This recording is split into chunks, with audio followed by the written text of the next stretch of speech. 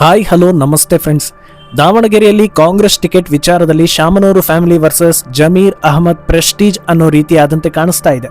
ಹಿಂದಿನ ವಿಡಿಯೋದಲ್ಲಿ ಯಾಕೆ ಈ ವಿಚಾರ ಸವಾಲ್ ಆಗುತ್ತೆ ಅನ್ನೋದನ್ನ ಹೇಳಿದ್ದೆ.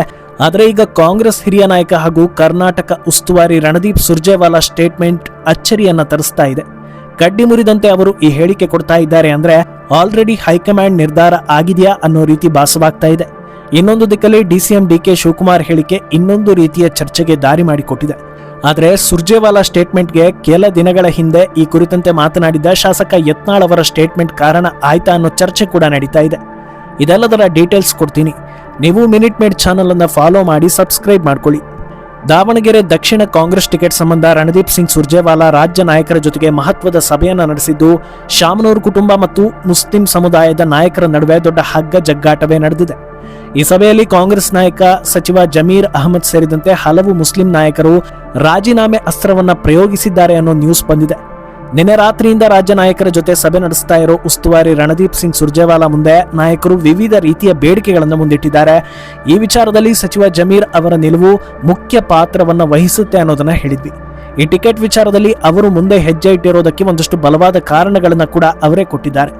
ದಾವಣಗೆರೆ ದಕ್ಷಿಣ ಕ್ಷೇತ್ರದ ಟಿಕೆಟ್ ಮುಸ್ಲಿಂ ನಾಯಕರಿಗೆ ನೀಡಬೇಕು ಅಂತ ಜಮೀರ್ ಪಟ್ಟು ಹಿಡಿದಿದ್ದಾರೆ. ದಾವಣಗೆರೆ ದಕ್ಷಿಣ ಕ್ಷೇತ್ರದಲ್ಲಿ ಮುಸ್ಲಿಮರ ಜನಸಂಖ್ಯೆ ಹೆಚ್ಚಿದೆ.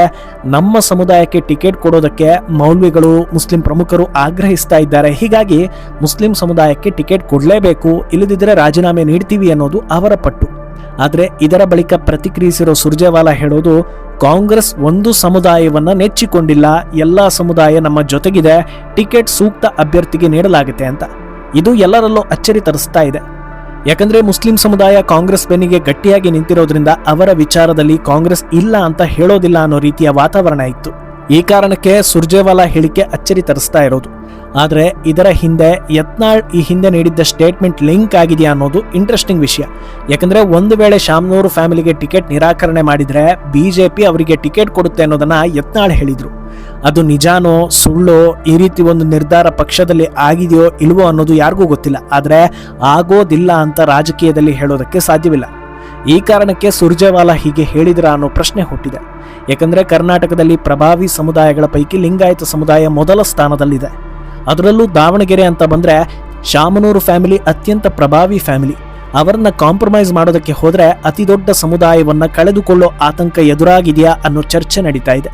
ಇನ್ನೊಂದು ದಿಕ್ಕಲ್ಲಿ ಸಚಿವ ಜಮೀರ್ ಬೆನ್ನಿಗೂ ಸಮುದಾಯದ ದೊಡ್ಡ ಬಲ ಇದೆ. ಅವರನ್ನು ಕೂಡ ಕಡೆಗಣಿಸೋ ಹಾಗಿಲ್ಲ. ಆದರೆ ಇಂಟ್ರೆಸ್ಟಿಂಗ್ ವಿಷಯ ಅಂದ್ರೆ ಅಂತಿಮವಾಗಿ ಒಬ್ಬರಿಗೆ ಟಿಕೆಟ್ ಫೈನಲ್ ಆಗೇ ಆಗುತ್ತೆ, ಇನ್ನೊಬ್ಬರು ರೆಬೆಲ್ ಆದ್ರು ಅಂದ್ರೆ ಅದರ ಬೆನಿಫಿಟ್ ಯಾರಿಗೆ ಹೋಗುತ್ತೆ ಅನ್ನೋ ಚರ್ಚೆ ಶುರುವಾಗಿದೆ.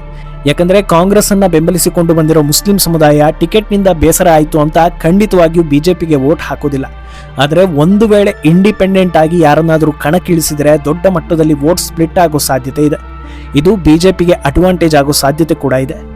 ದಾವಣಗೆರೆ ದಕ್ಷಿಣದಲ್ಲಿ ಏನಾಗ್ಬೋದು ಅನ್ನೋದನ್ನ ಕಮೆಂಟ್ನಲ್ಲಿ ಹೇಳಿ.